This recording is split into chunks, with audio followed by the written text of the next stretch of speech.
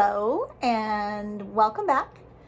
So we are today reading the second part of End of the Race. And what we read last time is that they're on land and they made a quick stop and they were supposed to be getting food and fuel, but the sea raven that came in ahead of them bought every single last lump of coal. And remember that coal is their energy source.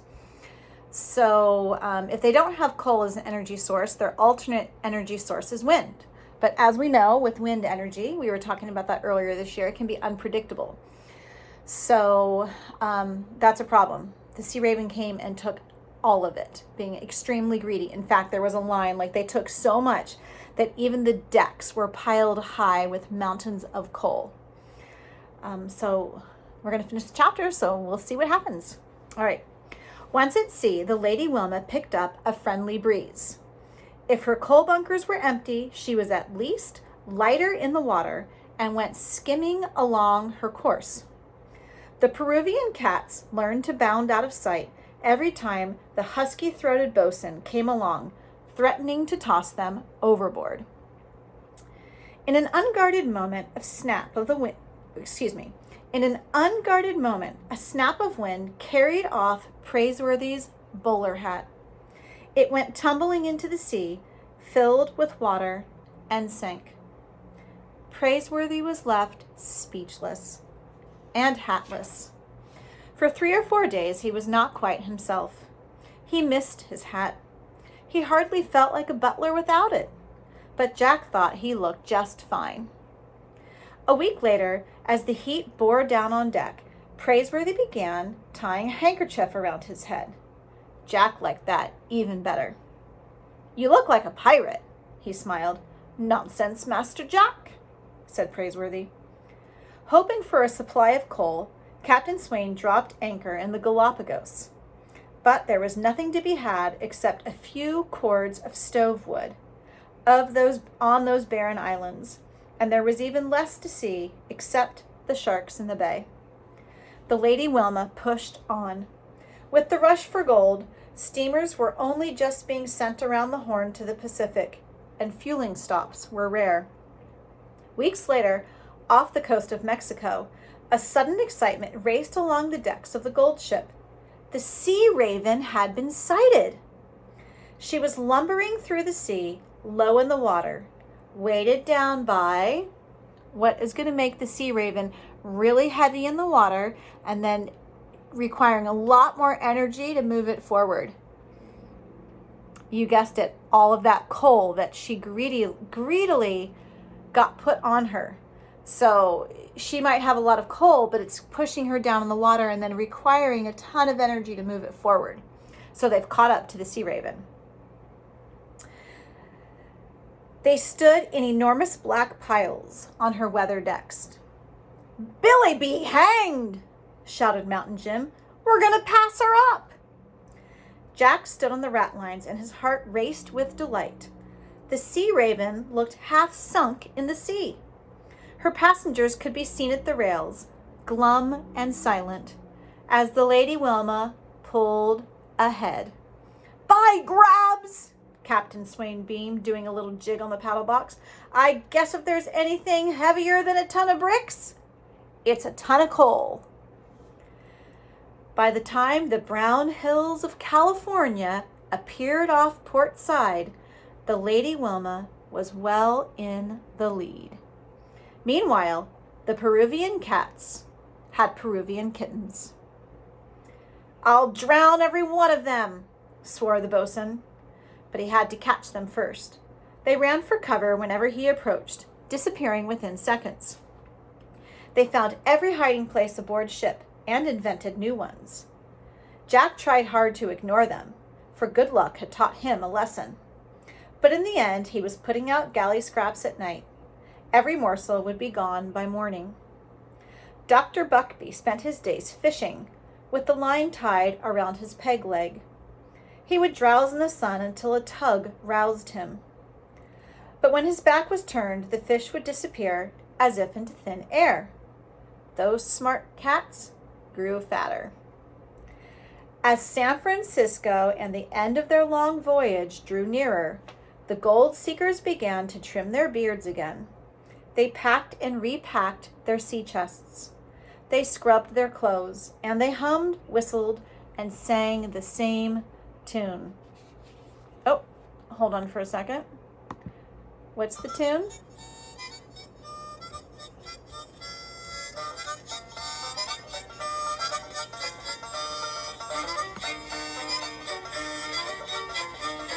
I'm going to California with a washbowl on my knee.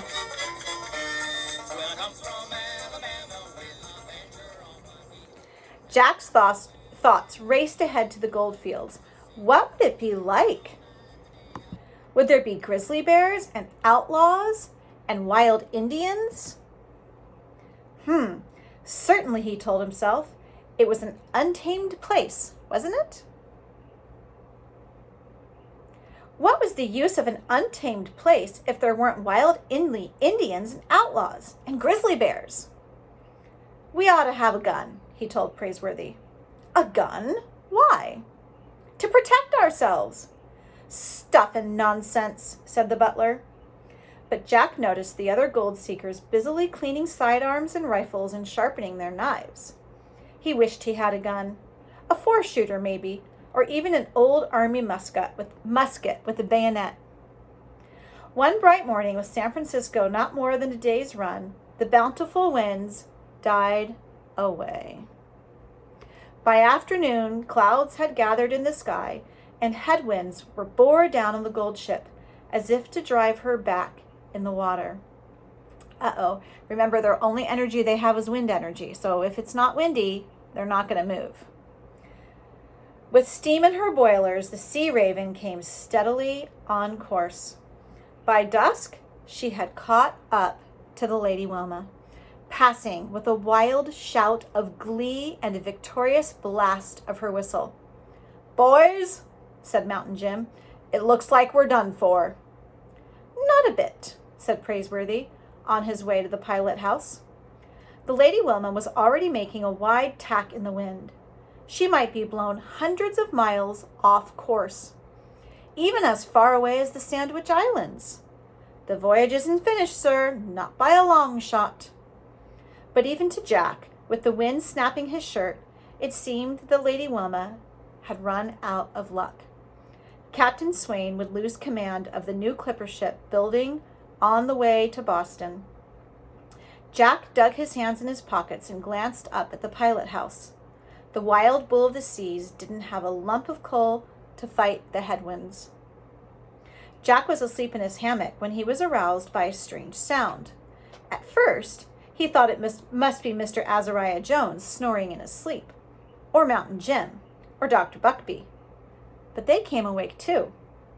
A deep throb ran through the ship, and then another, and then a splash of the side wheels could be heard. Now remember, those side wheels can't operate unless they have coal or some kind of energy. And they didn't stop for coal, so I wonder what's powering the boat. It's not wind. It has to be in a different form of energy. I'll let you think about that for a second.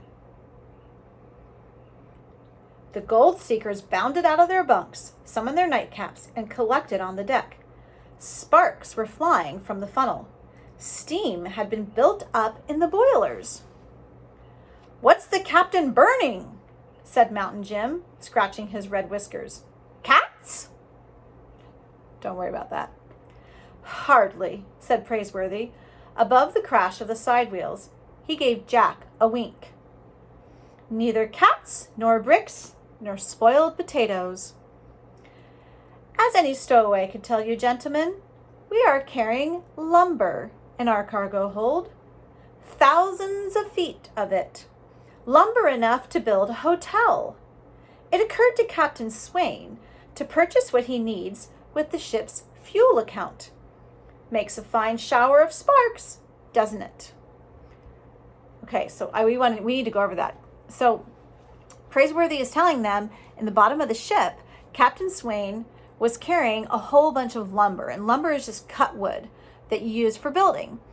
And Praiseworthy is saying that Captain Swain realized that the money that he didn't spend to buy coal, because there was none, he could buy that lumber that was in his boat and then burn the wood.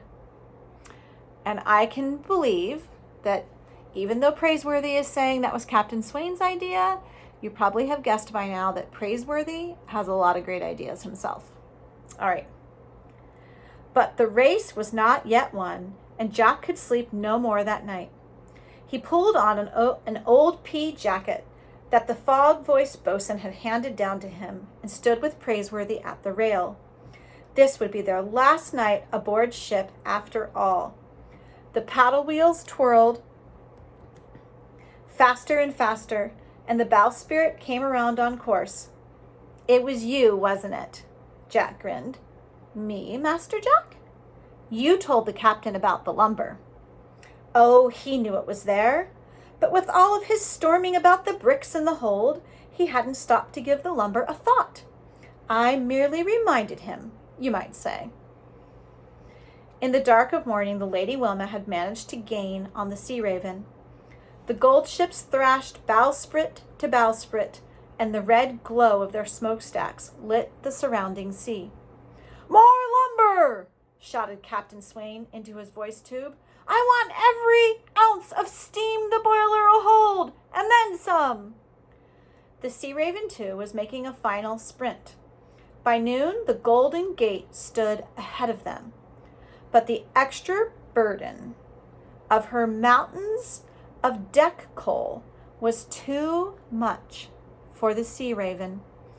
Beat by beat of her side wheels, the Lady Wilma pulled slowly ahead. Wood sparks showered from her funnel. She entered the sparkling narrows of the Golden Gate and finally came out into the San Francisco Bay. The city stretched across the sand dunes like something that had sprung up the night before. There seemed to be more ships in the harbor than houses on the shore. Let go the anchor! Captain Swain shouted from the pilot house window. A moment later, the anchor chain went rattling into the bay, and hats went flying in the air, beaver hats and straw hats, and even a cat or two. Praiseworthy and Jack gathered up their picks and shovels, washpans and carpet bags, and peered at the golden hills of San Francisco. The houses looked like packing boxes with roofs, and tents of every description were pitched along the dunes. Gentlemen, said Praiseworthy, tugging on his white gloves, I believe we've won the race. After a 15,000-mile voyage and 5 months at sea, the gold seekers had arrived.